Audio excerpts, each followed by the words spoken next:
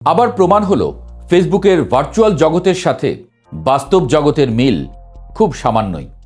কারণ ফেসবুকে দেখা যাচ্ছিল জামায়াত নির্বাচনে জিতে এই শপথ নিল বলে, কিন্তু বাস্তবে দেখা গেল উল্টো চিত্র। সারা বিশ্ব জেনে গেল নির্বাচনে বড় ব্যবধানে জিতে গেছে বিএনপি, জিতে গেছেন তারেক রহমান। কিন্তু জামায়াত কি আদতে হারল, নাকি জানান দিল এবার মাঠ গোছানোর কাজটা এগিয়ে রাখা গেল? আসছেবার দেখা যাক কি হয়।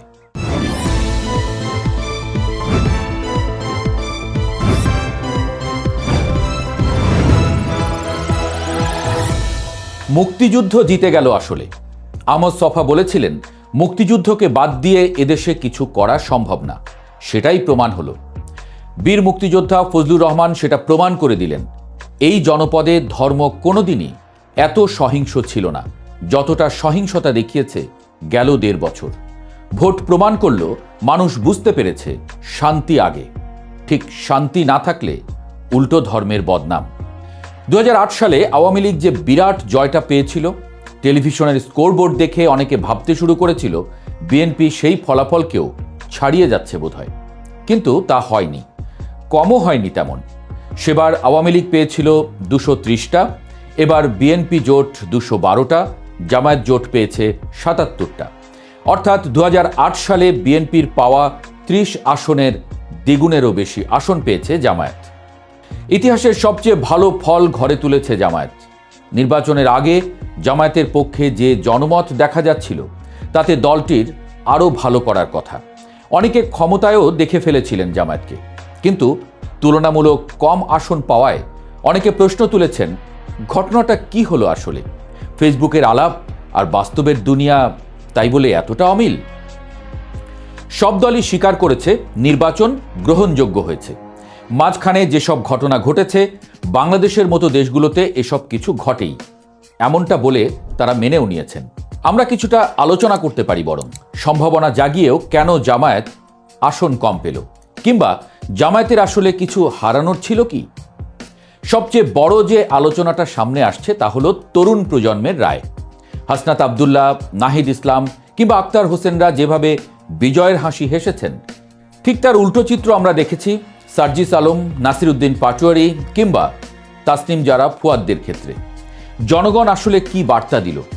খুব পরিষ্কার, মানুষ আর অশান্তি চায় না। হাসনাত বা নাহিদ যে ম্যাচিউরিটি বা রাজনৈতিক পরিপক্কতা দেখিয়েছেন, কিংবা আক্তার যেভাবে জনসম্পৃক্ত থেকেছেন, অন্যরা হয়তো আবেগের বশে বা অতি বিপ্লবী হতে গিয়ে জনবিচ্ছিন্ন হয়ে পড়েছেন। মানুষ শান্তি চায়, স্থিতিশীলতা চায়। যারা অতিরিক্ত আগ্রাসী মনোভাব দেখিয়েছেন, ভোটাররা ব্যালট পেপারে নীরবে তাদের প্রত্যাখ্যান করেছেন। সার্জিস বা পাটোয়ারিদের পরাজয় প্রমাণ করে ফেসবুকে হিরো সাজা আর মাঠের রাজনীতিতে মানুষের মন জয় করা দুয়ের মধ্যে যোজন যোজন দূরত্ব। ভোটাররা সহিংসতা বা উগ্রতাকে না বলেছেন স্পষ্টভাবে। এবার আসা যাক তারেক রহমানের প্রসঙ্গে। রোমান বীর জুলিয়াস সিজারের সেই বিখ্যাত উক্তি, ভিনি ভিডি ভিসি, এলাম দেখলাম জয় করলাম, যেন তারেক রহমানের ক্ষেত্রেই ঘটে গেল। দীর্ঘ প্রবাস জীবন শেষে দেশে ফিরে তিনি যে অভাবনীয় ধীর স্থিরতার পরিচয় দিয়েছেন, তা অনেক রাজনৈতিক বিশ্লেষককে চমকে দিয়েছে। ২০০১ সালের নির্বাচনের পর যে হাওয়া ভবন বা ক্ষমতার দাপট দেখা গিয়েছিল, এবারের তারেক রহমান যেন তার চেয়ে সম্পূর্ণ আলাদা এক চরিত্র। তিনি এসেই বিজয়ের মুকুট পরলেন, কিন্তু কোনো হুঙ্কার ছাড়লেন না। আন্তর্জাতিক অঙ্গন থেকেও বিএনপি ও তারেক রহমানের জন্য আসছে একের পর এক সুখবর। সচরাচর যা দেখা যায় না, এবার তাই ঘটল। ভারত এবং পাকিস্তান, বৈরী দুই প্রতিবেশী রাষ্ট্রই তারেক রহমান এবং বিএনপিকে শুভেচ্ছা জানিয়েছেন। ভারতের প্রধানমন্ত্রী নরেন্দ্র মোদী যেমন ফোন করে অভিনন্দন জানিয়েছেন, তেমনি পাকিস্তানের প্রধানমন্ত্রীও বার্তা পাঠিয়েছেন। এর অর্থ খুব পরিষ্কার, দক্ষিণ এশিয়ার ভূ রাজনীতিতে বিএনপিকে এখন একটি ব্যালেন্সিং ফ্যাক্টর বা ভারসাম্যপূর্ণ শক্তি হিসেবে মেনে নিচ্ছে সবাই। শুধু তাই নয়, ঢাকার মার্কিন দূতাবাস থেকেও এসেছে উষ্ণ অভিনন্দন। আমেরিকা যে বাংলাদেশে একটি সুষ্ঠু নির্বাচন এবং গণতান্ত্রিক সরকার দেখতে চেয়েছিল, এই ফলাফলে তারা সন্তোষ প্রকাশ করেছেন। অর্থাৎ বিশ্বমঞ্চে তারেক রহমান এখন একজন গ্রহণযোগ্য এবং শক্তিশালী নেতা হিসেবে নিজের অবস্থান পাকা করে নিলেন। এখন প্রশ্ন হলো, বিএনপি কি নিশ্চিন্তে নাকে তেল দিয়ে ঘুমাবে? সেই সুযোগ কি আদৌ আছে? উত্তর হলো না, একদমই নেই। 17 বছর ক্ষমতার বাইরে ছিল বিএনপি। এই দীর্ঘ সময়ে রাষ্ট্র পরিচালনার অনেক কিছুই বদলে গেছে। প্রশাসনের রন্ধ্রে রন্ধ্রে জমে আছে পুরনো জঞ্জাল। মানুষ বিএনপিকে 200-র বেশি আসনে ম্যান্ডেট দিয়েছে ঠিকই, কিন্তু এই ম্যান্ডেট হলো পারফর্ম করার ম্যান্ডেট। মানুষ মুখিয়ে আছে বিএনপি আসলে কিভাবে দেশ চালায় তা দেখার জন্য। গত 1.5 যুগের বঞ্চনা আর ক্ষোভ থেকে মানুষ বিএনপিকে বেছে নিয়েছে। কিন্তু বিএনপি যদি জনতার এই চাওয়াকে সম্মান জানাতে না পারে, যদি আবার দুর্নীতি, স্বজনপ্রীতি বা দলীয়করণের পুরনো সংস্কৃতিতে ফিরে যায়, তবে জনগণ তাদের ছুঁড়ে ফেলতে দুবার ভাববে না। মনে রাখতে হবে, এবারের ভোটাররা অনেক বেশি সচেতন। তারা যেমন আওয়ামী লীগকে বিদায় করেছে, তেমনি বিএনপি ব্যর্থ হলে বিকল্প খুঁজতে দেরি করবে না। আর সেই বিকল্প হিসেবে কে দাঁড়িয়ে আছে? ঠিক তাদের ঘাড়ের কাছে নিঃশ্বাস ফেলছে জামায়াত। বিএনপি ব্যর্থ হওয়া মানে জামায়াতের জন্য ক্ষমতার রাস্তা পরিষ্কার হয়ে যাওয়া। অনেকে বলছেন জামায়াত হেরেছে, কিন্তু আসলেই কি তাই?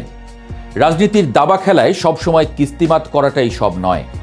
কখনো কখনো পজিশন ঠিক রাখাটাই বড় চাল হয়ে দাঁড়ায়। জামায়াত 2024-25 সালে যে জনজোয়ার দেখেছিল, ভোটের বাক্সে তার পূর্ণ প্রতিফলন ঘটেনি সত্যি, কিন্তু 77টি আসন নিয়ে তারা এখন সংসদের প্রধান বিরোধী দল।